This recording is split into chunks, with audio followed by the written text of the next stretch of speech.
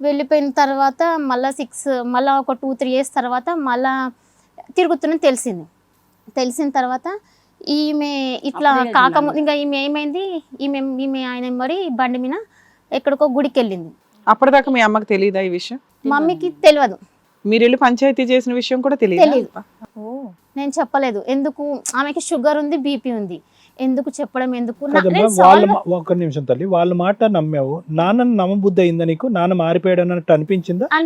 2 years నమ్మినావా? తర్వాత sorry అమ్మ తప్పైపోయింది, ఇలా బుద్ధి గడ్డితనం నేను చేయను చెప్పాడా? చెప్పిండు మేడం. తన డ్యూటీ వచ్చి మార్నింగ్ 6 నుంచి 2 వరకే ఉంటది. 2 నుంచి ఇంకా నేను నా ఫ్రెండ్స్ కలుస్తున్నా, నా ఫ్రెండ్స్ తో స్పెండ్ చేస్తున్నా, నేను తాగుతున్నా, ఇట్లా చెప్తుంటే. ఇంటి ఖర్చులన్నీ చూసుకుంటాడా? మమ్మీ ఇప్పుడు అదే ప్రాబ్లం మేడం. మమ్మీని ఇప్పుడు కదమ్మా అప్పుడు చూసుకుంటున్నా మేడం. ఎప్పటి నుంచి సరిగ్గా చూసుకోవట్లా ఫైనాన్షియల్? ఇప్పుడు ఇంకా ఈమె పడ్డప్పటి నుంచి ఇంకా అంతే. ఇంకా స్టార్టింగ్ లో అమ్మ నాన్న బానే ఉండేవారమ్మా? అమ్మ నాన్నకి ఏం గొడవలు ఏమీ లేదు, పిల్లల్ని బాగా పెంచారు, హ్యాపీ ఫ్యామిలీ, మంచిగా ఉండే సార్. ఇంతకు ముందు నాన్నకి ఆడవాళ్ళ అలవాట్లు ఇలాంటివి కూడా లేవు? నాకు తెలిసి కాదు అసలు ఏం లేదు. మమ్మల్ని పెళ్లి చేసిండు. అలవాటు అసలుకి ఎట్లా అంటే తాగుడు అంటే ఏదో ఎకేషన్స్ ఏదైనా ఉంటే తాగేటోడు.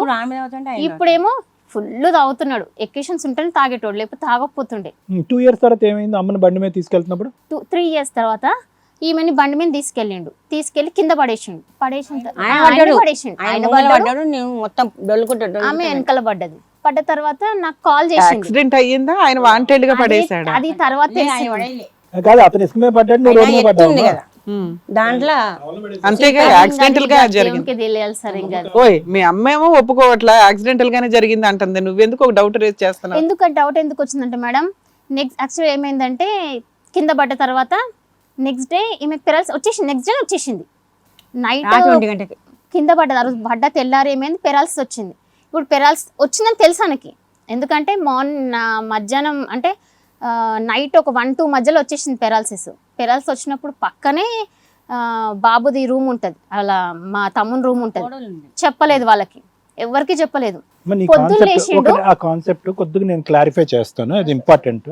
చూడమ్మా, పడిపోయింది నాన్న పడేశాడు అనుకుంటే కథ ఒకలా ఉంటుంది. ఓకే, stroke 1 stroke 2 అంటారు. Okay, paralysis.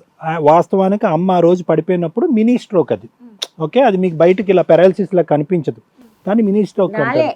ఒక్క నిమిషం, అది మీకు తెలియదు, అది వచ్చినట్టు మీకు తెలియదు. అక్కడి నుంచి 24 గంటల లోపల ఫుల్ అటాక్ వస్తుంది. బీపీ షుగర్ అమ్మకు ఉంది కాబట్టి తెలిసిపోయింది వచ్చేసిందని. ఎందుకంటే రాత్రి 1 గంటకు వచ్చింది. అట్లా చెప్తే 1 గంటకు వచ్చింది కదా, అది ఏంటంటే కొంచెం కళ్ళు చీకటిగా అనిపించింది. అంటే ఇట్లా వచ్చి ఒరిగితే అక్కడనే మా 2 మంచాలు ఇక్కడనే ఉంటాయి. ఇట్లా వచ్చింది, నాకు కళ్ళు కనిపిస్తలేవు అన్నాను. అయితే ఏంటి ఇట్లా కళ్ళు చీకటి ఏంటంటే, ఎందుకు కనిపిస్తాయి, నువ్వు అట్లే మాట్లాడుతావు అనుకో అన్నాడు. కళ్ళు మూసుకొని వండుకో, ఏం కాదు అన్నాడు. కళ్ళు మూసుకొని వండుకుంటే కాదు, నీకు జరగనీకి వస్తలేదు, ఇటు మరడానికి వస్తలేదు, ఎట్లనే అంటే ఊకుండు అంటాడు. నువ్వు రా నా దగ్గర చూడు అంటాడు. నాకు లేవనీకి వస్తలేదు చూడు అన్న. చూసి అవునే నిజంగానే అని చెప్పినోడు మళ్ళీ తీసుకెళ్ళాలి కదా, తీసుకెళ్ళలేదు. ఎప్పటిదాకా తీసుకెళ్ళాలి? ఆయన తీసుకెళ్ళలేదు, ఆయన డ్యూటీకి వెళ్ళిపోయింది. మార్నింగ్ కూడా డ్యూటీకి వెళ్ళిపోయాడు. అప్పుడు మంచం మీదే ఉందా? యాక్చువల్లీ పక్కనున్న తనకు కూడా తెలీదు, మేము వచ్చే వరకు తనకు తెలియదు. మీ కొడుకులు ఎక్కడ ఉంటారమ్మా? యాక్చువల్లీ మా తమ్ముడు తను నైట్ డ్యూటీకి వెళ్ళారు. ఒక తమ్ముడు వెళ్ళినప్పుడు తనలో పక్కనే పడుకున్నది. తనకు కూడా చెప్పలేదు, తను డ్యూటీకి వెళ్ళిపోయాడు. నాకు ఈమె ఫోన్ చేసి మమ్మీ నాకు ఈ 2 లేస్తలేవు అని అంటే, నేను వెంటనే మా బ్రదర్ని తీసుకొని, మా తమ్ముడు అంబులెన్స్ అక్కడి నుంచి మా బ్రదర్ని అంబులెన్స్ బుక్ చేసుకొని, నేను ఆటోలో దెబ్బ నేను స్పీడ్ ఉరుకొచ్చి అప్పుడు అంబులెన్స్ లో తీసుకొని అప్పుడు మేము వెళ్ళిన తర్వాత ఇంత స్థాయి సివియారిటీ ఉందని నాన్న పసిగట్టు ఉండకపోవచ్చు. ఏదో వెళ్ళిపోయాడు అంతేగాని కావాలని తెలిసాక వెళ్ళిపోయాడు. మొత్తం తెలిసి. పెద్ద తమ్ముడు ఏం చేస్తాడు? పెద్ద తమ్ముడు నార్మల్ గా ప్రైవేట్ లో. ఎక్కడ ఉంటారు వీళ్ళిద్దరు తమ్ముళ్ళు? పెద్ద తమ్ముడు మా ఇంటి దగ్గరనే ఉంటాడు, చిన్న దగ్గరనే వీళ్ళు ఉంటారు. కలిసే ఉంటారు అందరూ? కలిసే ఉంటారు. మరి అప్పుడు కోడళ్ళకి తెలుస్తుంది కదా, ఇప్పుడు వచ్చిన చిన్న కోడలు midnight 1 o'clock. మీకే టైం ఫోన్ చేసింది మీ అమ్మ? అంటే యాక్చువల్ ఫంక్షన్ ఉండే, నాకు 4:35 అట్లా కాల్ చేసింది. నేను ఇంకా అక్కడ నుంచి బయలుదేరి నేను ఆటో వదినికి కాల్ చేయొచ్చు కదా, తన దగ్గర అప్పుడు ఫోన్ ఉండకపోతుండే. ఫోన్ లేదా అంటే తనకు కొత్తగా పెళ్ళయింది అప్పటికి. ఎంత పెద్ద ఇల్లు అమ్మా, ఒకరికి ప్యాలెస్ లో దొరకపోవడానికి హాల్లోనో ఇంకో బెడ్రూమ్ లోనో పడుకొని ఉంటారు ఇల్లు. అదొక రూమ్. అవును, ఒక రూమ్ లో అత్తగారు బయటికి రాలేదని, లేకపోతే అమ్మ బయటికి రాలేదని. మార్నింగ్ కదా మేడం, నేను లబ్బలా 1 o'clock అంటున్నారు మేడం అర్లీ కాబట్టి. నేను మార్నింగ్ గురించి మాట్లాడుతున్నాను సార్. మార్నింగ్ 4:30 5 కట్లా కాల్ చేసింది. అల్లరి చేస్తున్నా బాగా మొత్తుకుంటున్నా ఇట్లా అయింది నాకు. ఇలా ఏంటి నాకు కదలట్లేదు అని చెప్పి మీరు ఇది ఏడుస్తున్నారు. నమ్మి సో మీరు చెప్పేది ఏంటి, అక్కడ డౌట్ వచ్చిందా అంటే ముందు రోజు కావాలని పడేసాడని, అంటే ఇంత కేర్లెస్ గా వదిలేసి వెళ్ళిపోయాడు మంచం మీద అనేది, అదేనా మీరు చెప్పబోతున్నారు? కోడలి పిల్ల లేపట్టకు ఏ తక్కువ పండుకో రెండే కప్పుకొని అని చెప్పిండు. ఓహో సరే మీ అబ్బాయికి మీ కోడలికి ఇంట్లో ఉన్న వాళ్ళకి ఫోన్ చేస్తావా, ఎక్కడో దూరంలో ఉన్న కూతురు ఆయన చెప్పొద్దంటే మరి కూతురికి ఎందుకు చెప్పావు? వెనకసారి 5 గంటలకి అంటే 5 గంటలకి మా బ్రదర్ అప్పటికి డ్యూటీలో ఉన్నాడు.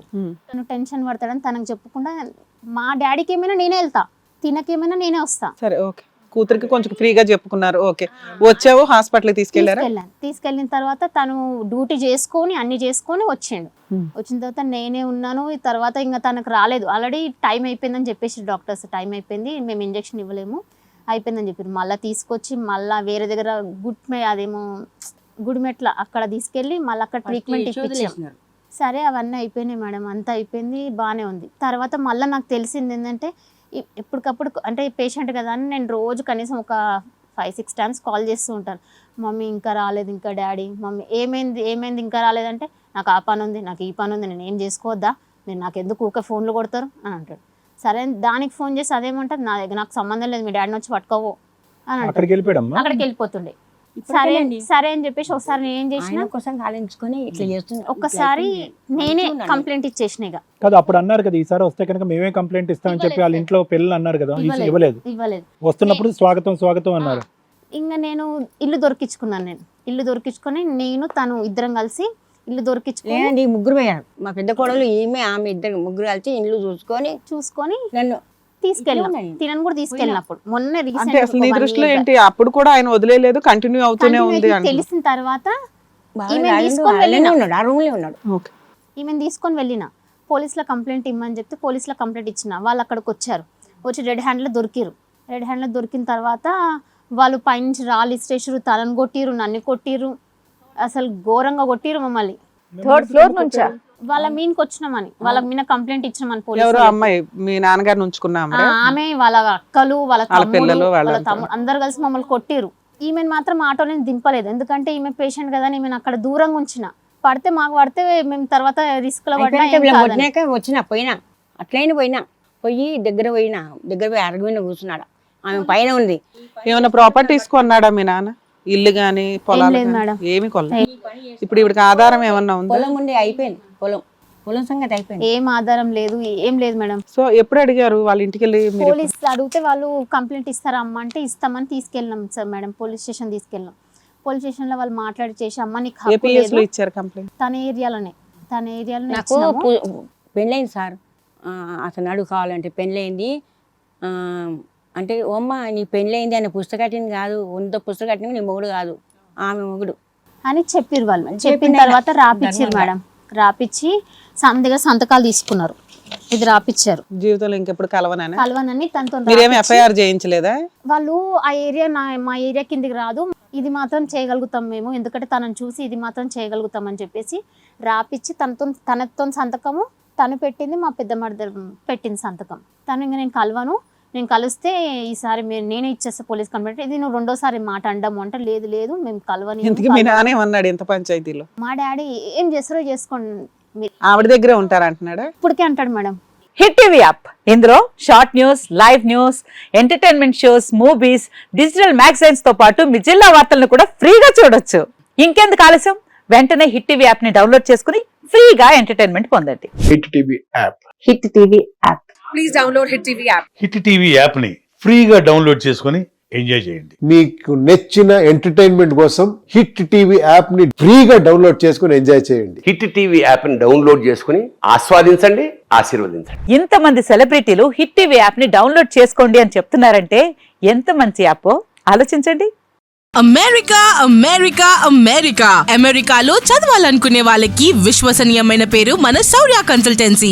UK లో 1 year masters, 2 years work permit up to 5 years visa. Contact Saurya Consultancy. Contact 89851 89851.